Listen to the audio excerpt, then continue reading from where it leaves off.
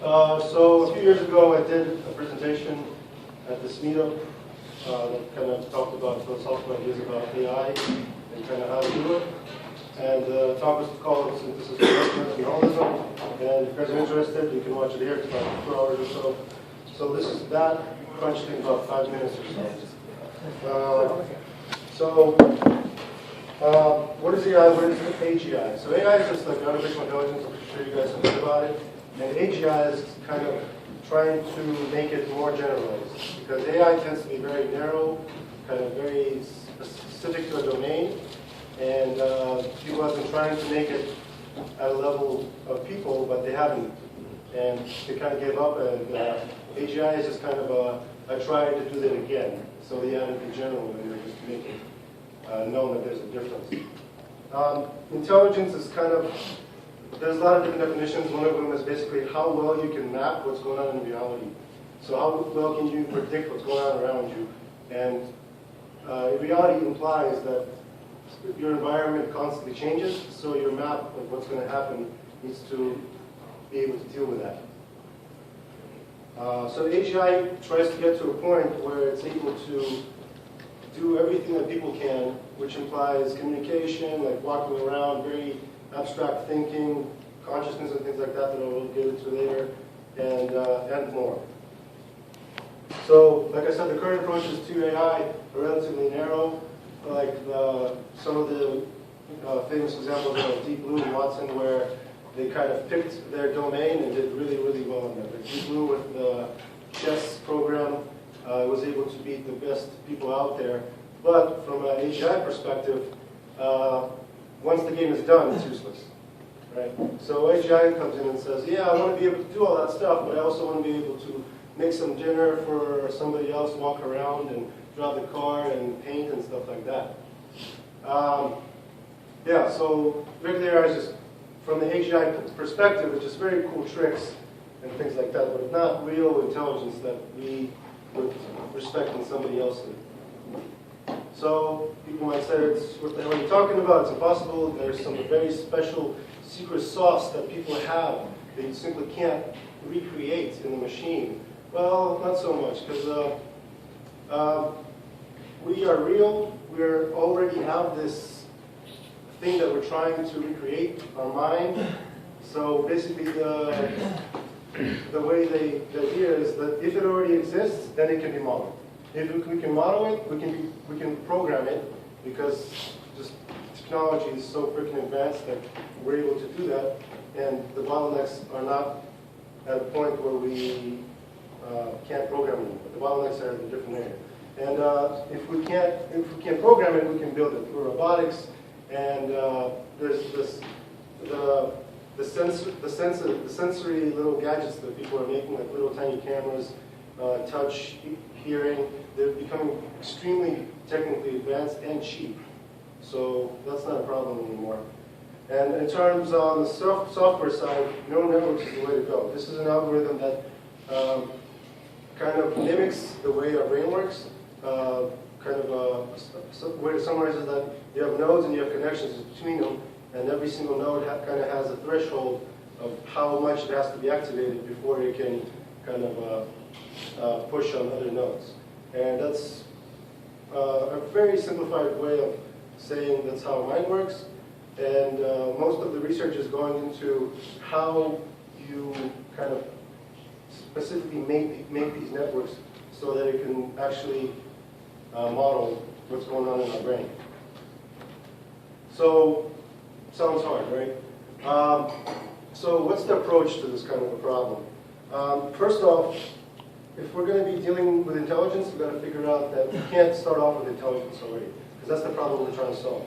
So we've got to start off with something dumb and figuring out how to make intelligence out of it.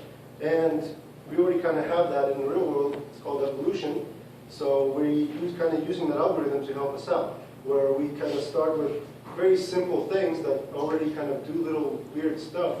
But if you kind of give it a lot of time and a lot of iterations, let them compete, then over time you can get agents, or not agents, but let's call them agents that appear as though they are acting on something intelligent, but it's not because they themselves are intelligent, because but that strategy of how to act has been driven through evolution, and the agent that you're looking at is just simply the newest instance of that whole process.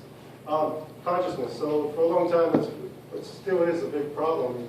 There's some very popular, famous philosophers that are saying you just simply can't break through that wall. Well, what's consciousness? It's basically being able to be aware of what you're doing right now.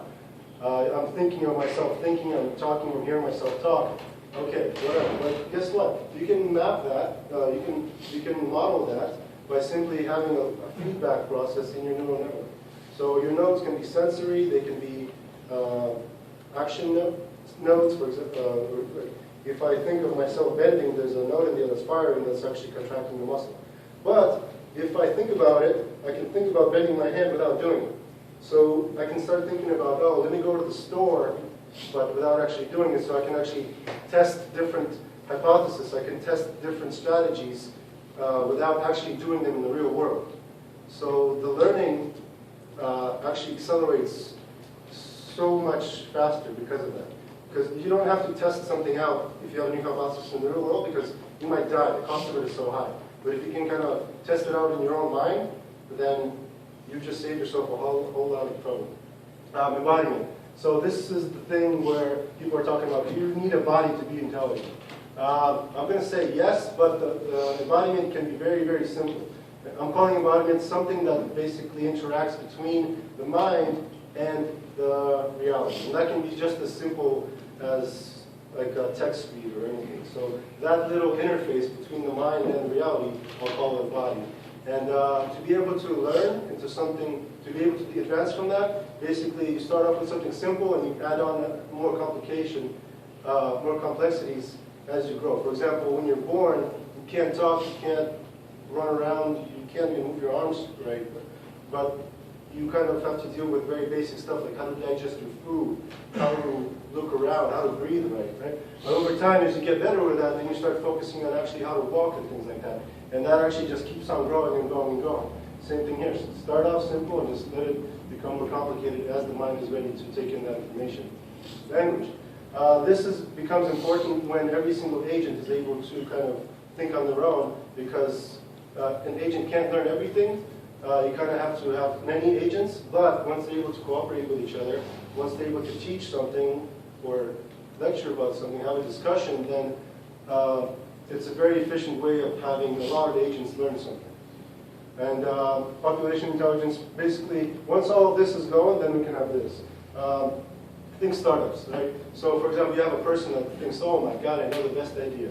I'm going to do it. And they start a startup, but guess what? They're also competing with a bunch of other startups, and the best one wins. And over time, the best strategy is no. Like you get your business schools and things like that that use language to actually tell you what's going on, and you learn stuff. So that's kind of the approach towards this.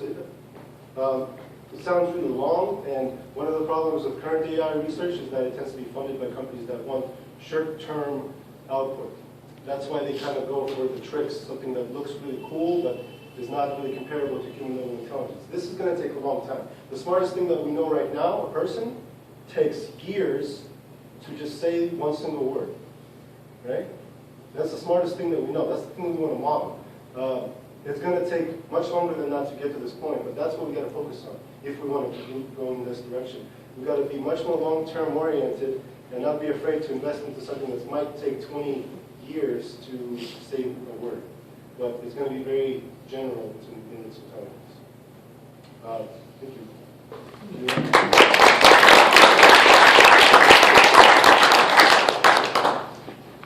So you mentioned that the bottlenecks are not in terms of computing power.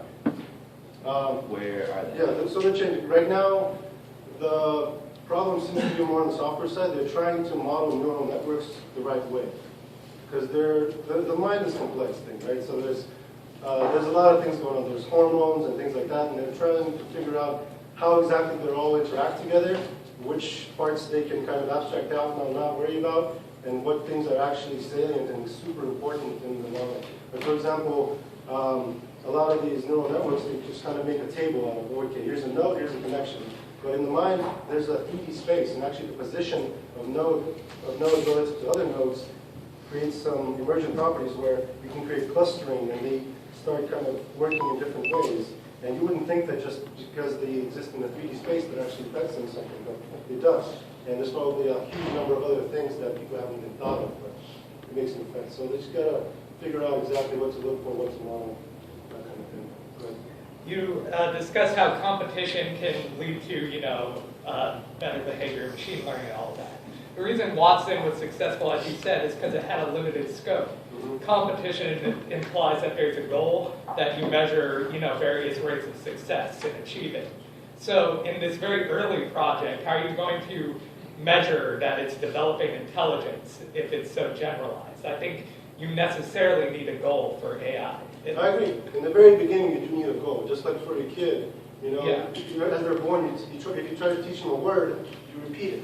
And how close they get to that word, that's their specific goal during that time. But over time, as the agent becomes more competent, you can tell them, write me an essay, which is a very vague and hard to test kind of thing, but it is doable. So it seems like your scope is mostly language then. well, it depends on which part of the researcher, because language, for a lot of startups out there that are dealing with AI, language is the first thing they go after, because that's like, there's a huge market for it, and it's very important, but the thing is they kind of skip over the hard part, and they just go straight to the language. What I was thinking, don't skip the hard part, that's the most interesting. That's the algorithm that is so general that is able to learn language, vision, math, physics, philosophy, so that's the interesting part. Go ahead. Yeah. I don't know. I had a very long conversation with a friend of mine, programmer, about this, where I wasn't studying programming yet. And I was arguing that this in the long term is to create a machine that in no way could, in some distant future, faithfully represent the behavior of a human, it's implicitly impossible. That was my position, and he was saying, no, it's just a matter of finding the right algorithm, which is maybe similar to this presentation. Yeah.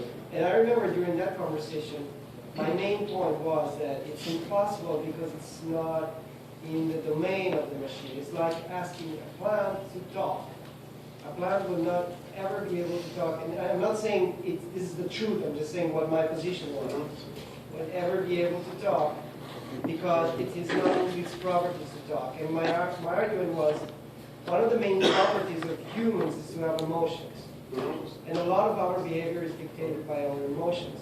And a computer, by definition, and by the way it's created, I thought at the moment without much deep knowledge on the topic, cannot have emotions. And we cannot model emotions on a computer because it's not a property that would ever belong. I completely agree. This is the reason that they're going towards neural networks, because people at the core are emotional things.